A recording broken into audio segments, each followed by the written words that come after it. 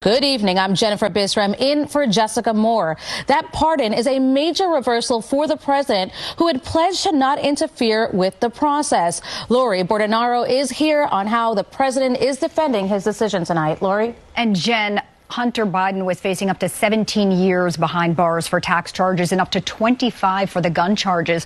But tonight, the president made sure his son stayed out of prison. President Joe Biden pardoning his son Hunter just weeks before he was set to learn his punishment for federal felony gun and tax convictions, and less than 2 months before President-elect Donald Trump returns to the White House. The president saying, "I hope Americans will understand why a father and a president would come to this decision." Hunter Biden was convicted in June in Delaware federal court of 3 felonies for buying a gun in 2018. Prosecutors saying he lied on a form, claiming he was not illegally using drugs. In September, he pleaded guilty for failing to pay $1.4 million in taxes. Earlier this summer, President Biden said this about the possibility of a pardon. I abide by the jury decision, and I will do that, and I will not pardon him. The president revealing he decided to reverse that decision this weekend, alleging that the prosecution of his son was politically motivated and a miscarriage of justice.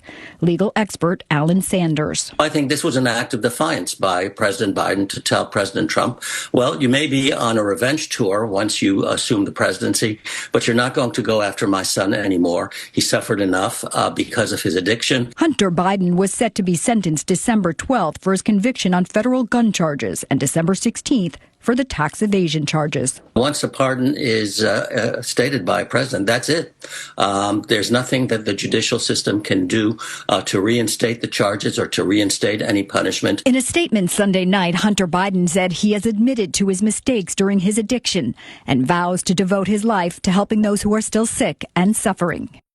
And tonight, President-elect Donald Trump reacting to the pardon, saying on Truth Social, quote, "Does the pardon given by Joe to Hunter include the January 6th hostages who have now been imprisoned for years? Such an abuse and miscarriage of justice." Jen, back to you. Thank you, Lori. And President Biden is traveling to Angola this week. If he speaks about the pardon, we will bring it to you. Look for our continuing coverage on air and online at cbsnewyork.com.